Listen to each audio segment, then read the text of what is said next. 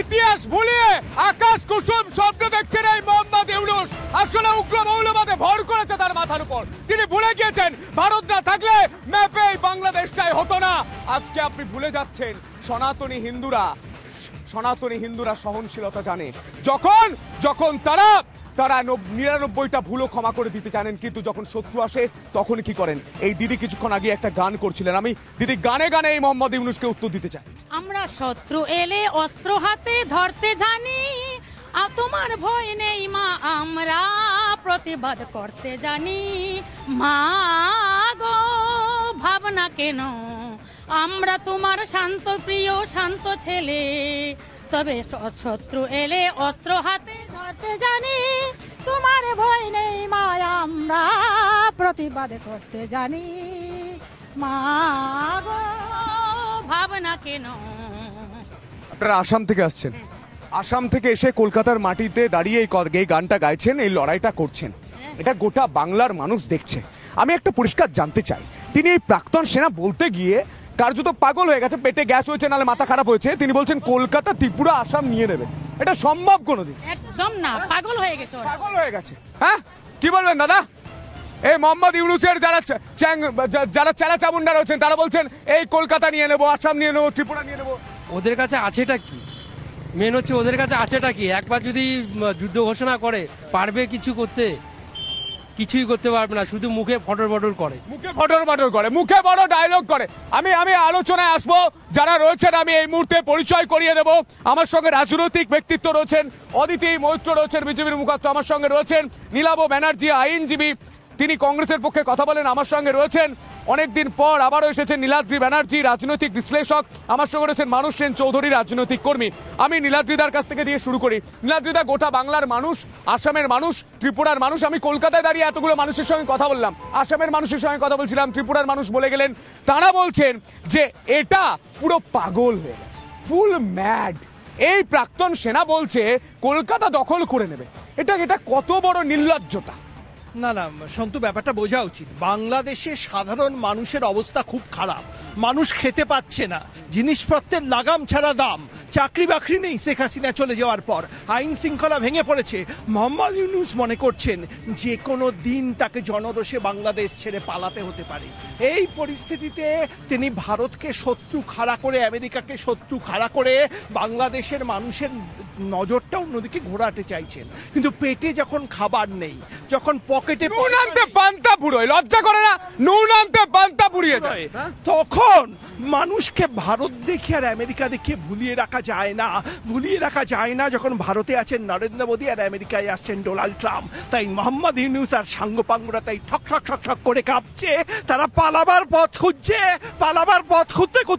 তারা কলকাতায়ও চলে আসতে পারে, সেই জন্য কলকাতায় আসতে পারে। বাংলাদেশের মানুষের তারা খেয়ে তারা কলকাতায় যদি পা দেয়, আমি আশ্চর্য হব না। ওই যে কলকাতা দখল বলেছে না, ওরা পালাবার পথ, সামনে থাকবে মোহাম্মদ ইউনূস, পেছনে থাকবে ইঁদুরের মতো ছুটে পালাবে মোহাম্মদ ইউনূস।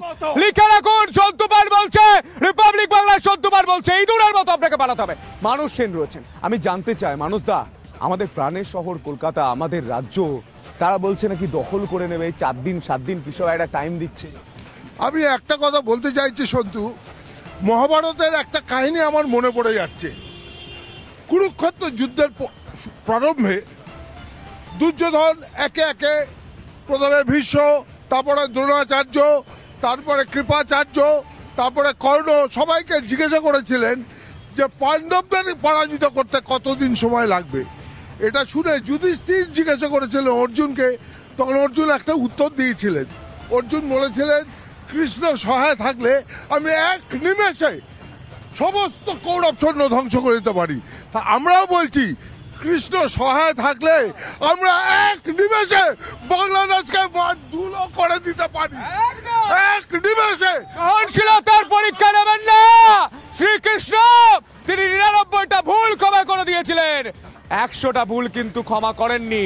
তার কাছে এত পাওয়ারফুল অস্ত্র, আজকের দিনে দাঁড়িয়ে পাওয়ারফুল অস্ত্র ব্যাখ্যা করলে সুদর্শন চক্র সব থেকে পাওয়ারফুল অস্ত্র থাকা সত্ত্বেও তিনি কিন্তু সহনশীলতার পরিচয় দিয়েছিলেন ভারত যেটা করছে। আমি আসবো মানুষদা, আমি নীলাভর কাছে আসবো। নীলাভ, তুমি আইনজীবী, কিন্তু তার সঙ্গে সঙ্গে কংগ্রেসকে রিপ্রেজেন্ট করো। আমি জানতে চাই, আমি ভারতে সামরিক স্থান গোটা পৃথিবীর মধ্যে চতুর্থ এবং বাংলাদেশের 37, কিন্তু বাংলাদেশ স্বাধীন হয়েছিল যার হাত ধরে তিনি আমাদের দেশের প্রধানমন্ত্রী ইন্দিরা গান্ধী কংগ্রেসের নেত্রী ছিলেন। আমি জানতে চাই সেদিনের এই সিদ্ধান্তটা আজকের দিনে দাঁড়িয়ে কি মনে হচ্ছে? সেদিনের বাংলাদেশ স্বাধীন করার পরেও আজকে সেই বাংলাদেশ যার খায় তারপরে তাকে বলে ম্যাও। দেখুন 1971 সালে ভারতবর্ষের প্রধানমন্ত্রী ইন্দিরা গান্ধী এবং ভারতের সৈন্যবাহিনী না থাকলে পাকিস্তানের বুক চিরে দিয়ে পৃথিবীর মানচিত্রে নতুন দেশ বাংলাদেশের জন্ম হতো না। সেই বাংলাদেশ বলছে নাকি কলকাতাকে দখল করবে। আমি একটা কথা বলছি, আপনি তো সামরিক বাহিনীর কথা বলছেন, সৈন্যবাহিনী পুলিশ বাহিনী কিচ্ছু দরকার নেই। আমার ভারতবর্ষের মাটির দিকে যদি বহিঃশত্রু চোখ তুলে দেখায়, পশ্চিমবঙ্গের মাটি কলকাতার মাটির দিকে চোখ তুলে দেখায়, আমরা পশ্চিমবঙ্গের যুব সমাজ আমরাই এমন মাথা থেকে পা অব্দি আরম ধোলাই দেব না, জীবনে আর কলকাতার দিকে ওই লাল চোখ তুলে তাকানোর দুঃসাহস এই বাংলাদেশ পাকিস্তান পাবে না।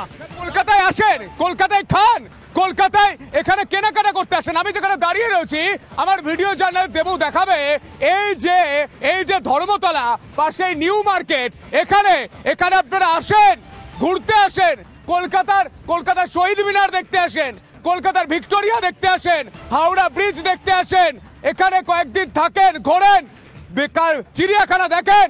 দেখে কি আপনাদের কি মনে হয়েছে? আপনারা কলকাতা দখল করতে পারবেন?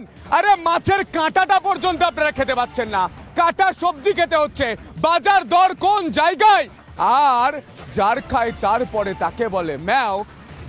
হচ্ছে নুন আনতে পান্তা পোড়ায়, আর মোহাম্মদ ইউনূস স্বপ্ন দেখছে আমাদের এই কলকাতা, এই ভারতের অংশ দখল করার।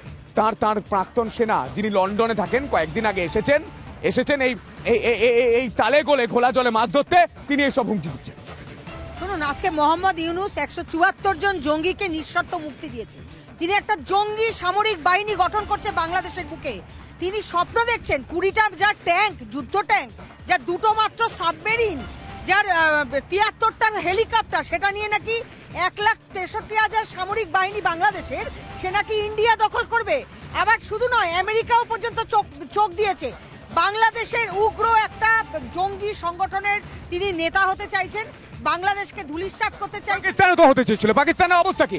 পাকিস্তানের সেনাপ্রধানরা, আমি আজকে মুখোশটা খুলে দিই, পাকিস্তানের সেনাপ্রধানরা বাইরে গিয়ে দ্বীপ কেনেন, বাইরের দেশে বসে থাকেন, মিলিয়ন ডলার কামান, আর আপনারা যুদ্ধ ভাব করেন, আর পাকিস্তানের মানুষ না খেতে পেয়ে মরে। উগ্র মৌলবাদকে পাথেয় করে আপনারা চলছেন, পাকিস্তানে একটা রুটির জন্য মারপিট করছে।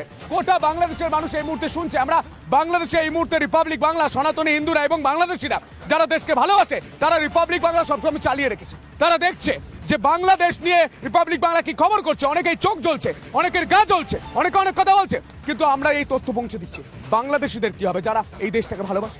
আজকে বাংলাদেশের দেখুন প্রত্যেকটা ব্যাপারে তারা ভারতবর্ষের থেকে সাহায্য নেয়। আজকে এইভাবে যদি এরকম প্রতিপক্ষ কথাবার্তা বলে, প্রতিকূল পরিবেশ তৈরি করে, তাহলে ভারতবর্ষ তো আগামী দিনে কোনো সাহায্য করবে না এবং বিপদে। এই ক্যালকুলেশনটা কবে হবে? সনাতনী হিন্দুরা মার খাচ্ছে বাংলাদেশে, এই ক্যালকুলেশনটা কবে হবে? এই বাংলার সনাতনী হিন্দুরা জানতে চায় যে ভারত সরকার করছে নাকি। আজকে দেখুন, আজকে যে রোহিঙ্গাদের, পশ্চিমবঙ্গের নেত্রী যে রোহিঙ্গাদের এখানে সেখানে স্থান দিচ্ছে, তারা সব বাংলাদেশের কাঁটাতার পেরিয়ে আসা। হ্যাঁ, আমি শোনার চেষ্টা করবো। দাদা, একজন বাংলাদেশের প্রাক্তন সেনা বলছেন পশ্চিমবঙ্গ, ভারত, কলকাতা নাকি সব দখল করে ফেলবে 4 দিনের মাথায়। কি বলছেন? পেট খারাপ না মাথা খারাপ? মাথা খারাপ। পেট খারাপ না মাথা খারাপ, কি মনে হয়? দুটোর একটাই হবে। একটাই হবে। কি বলবেন দাদা? মাথা খারাপ। রুহুল